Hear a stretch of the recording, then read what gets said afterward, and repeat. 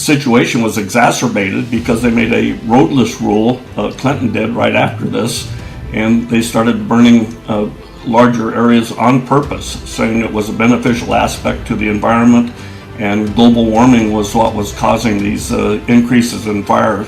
It wasn't anything to do with poor land management policies, which were actually at the root of these problems, and still is at the root of these problems.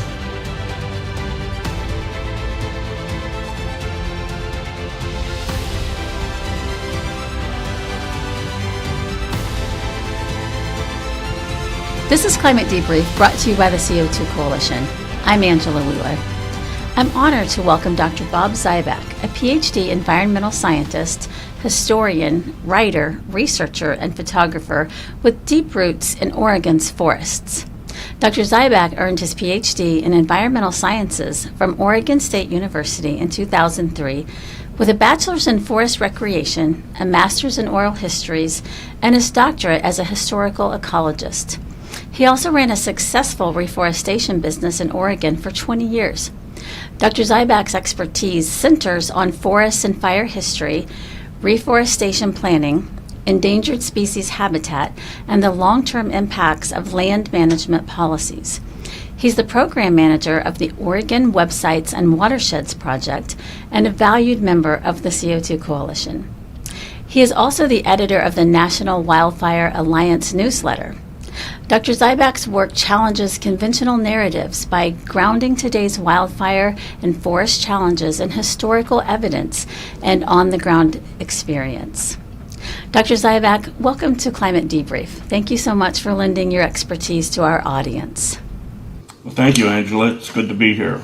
Dr. Zybach, your 500-year study on wildfire in Western Oregon and your Ph.D. research comparing modern patterns to historical Indian burning practices offer such valuable perspective. What key insights from that work most inform how we should approach forest management today? Well, the Indian burning practices burned millions of acres of land a year. Along ridgelines and riparian areas, they maintained large fields, sometimes millions of acres of tarweed or hundreds of acres of camas or oak savanna. And these are what we call natural fuel breaks now. We don't understand that these were created by people and maintained by people that expertly use fire for centuries, for millennia. So the removal of those areas through afforestation, the invasion of lodgepole pine and Douglas fir has created a situation with significantly more fuel on the ground than has ever existed before. So with recent policy changes, not allowing active management of those fuels as the Indians did, as the loggers did, as people that ran grazing animals did for generations, has resulted in a huge fuel buildup, and we're now having catastrophic wildfires at an unprecedented rate. This picture was taken, this is when this should have ended. This is the B&B complex fire. It occurred in 2002. I had just got my Ph.D. at that time, so I was studying the fire. This footprint was directly in line with a beetle kill, about 80 or 90,000 acres in the early 1990s, and myself and others said, if these fuels aren't removed, we're going to have a catastrophic wildfire. And they weren't removed, and we had a catastrophic wildfire.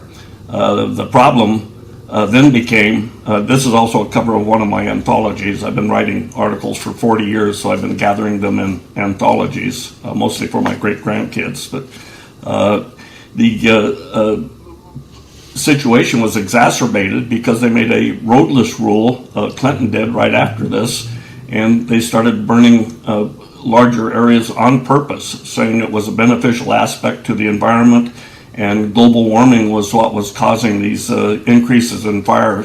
It wasn't anything to do with poor land management policies, which were actually at the root of these problems, and still is at the root of these problems. This is the Elliott State Forest. It burnt most recently in 1886, but there's a record of fires, regular fires from the 1600s to the late 1800s. So it filled in with second growth.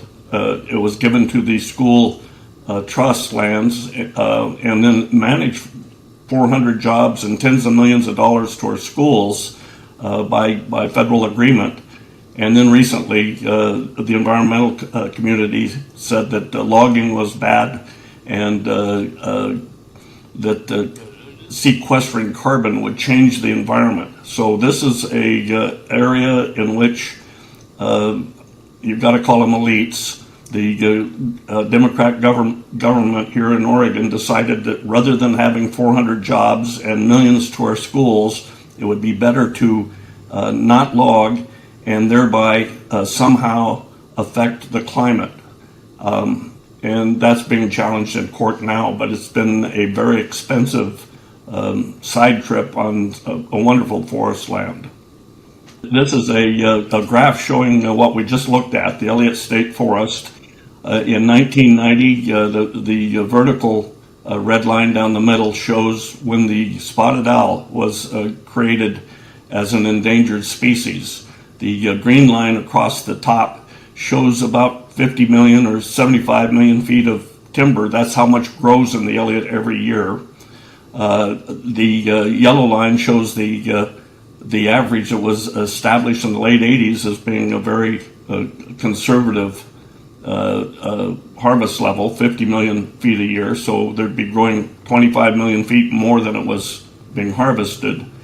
But all the red lines that go down to zero to the right of the vertical red line, those are rulings by the court, litigation based on regulations that say that logging is bad for the spotted owl, and therefore we have to stop doing it, and we have to start raising carbon credits for climate change instead. So that's heading towards another catastrophic wildfire, very much like the picture we just looked at.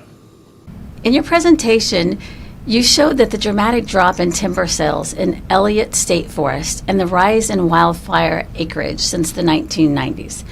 What practical policy changes would you recommend to reduce litigation barriers and restore active management while prioritizing community benefits? Practical policy would be to actually eliminate some of the government regulations, arbitrary regulations. They've got all kinds of acronyms, HCP, Habitat Conservation Plan, in which you can't actively manage trees that are within 75 feet or 62 feet or whatever the model tells them. And so you have fuels build up because of that.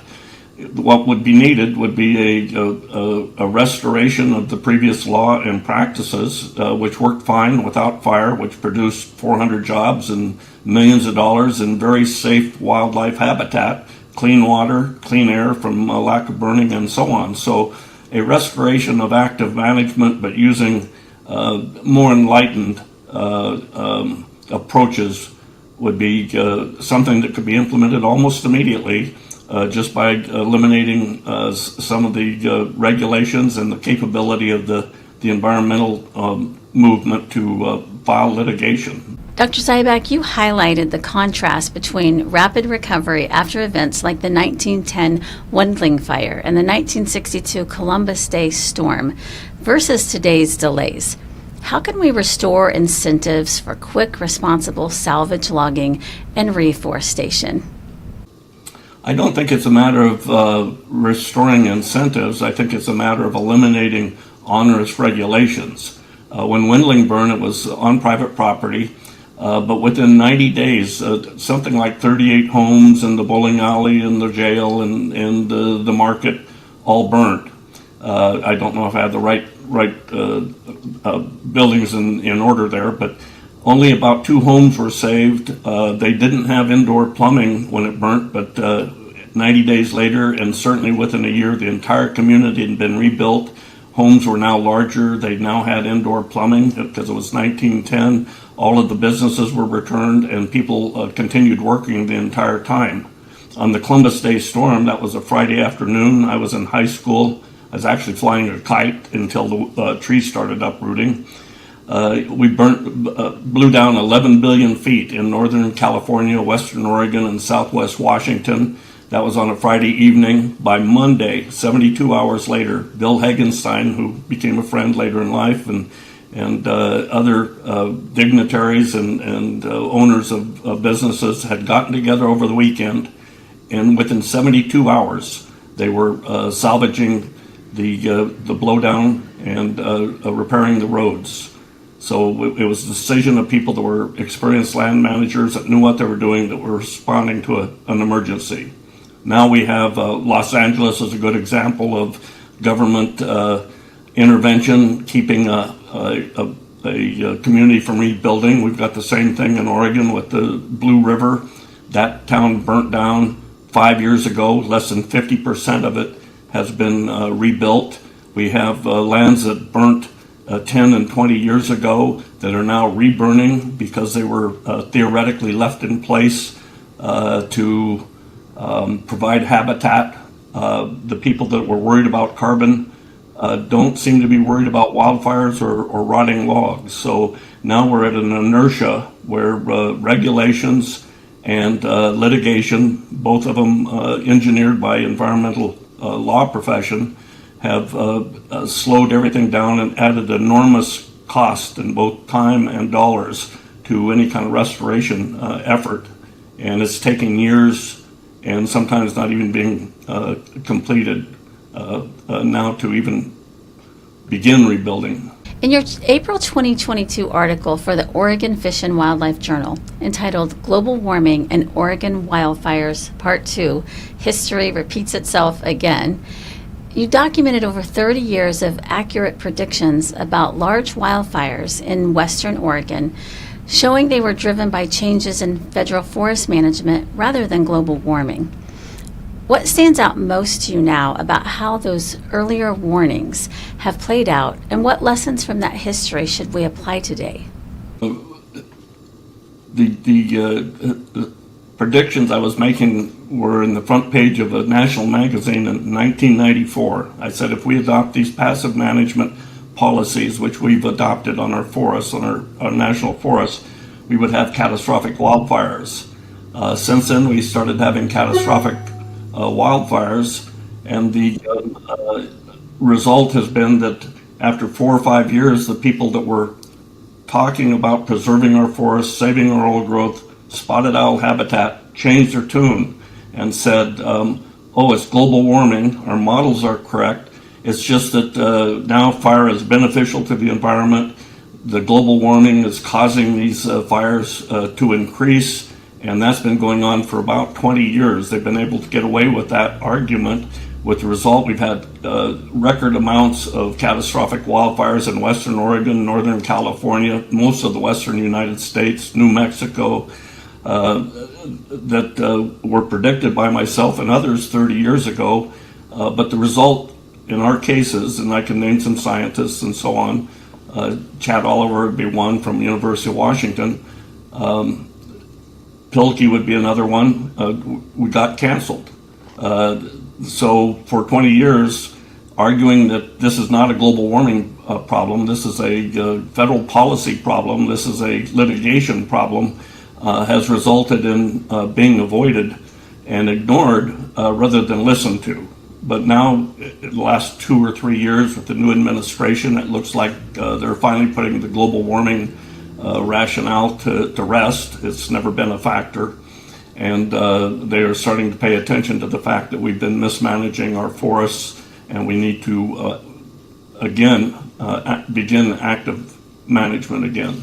You've noted that while climate has varied over centuries, politics and management decisions are driving much of today's wildfire challenges. How does distinguishing these factors help us focus on actionable solutions? Very clear. So actionable solutions would be to re-examine some of the NEPA doctrine that were put in 1969.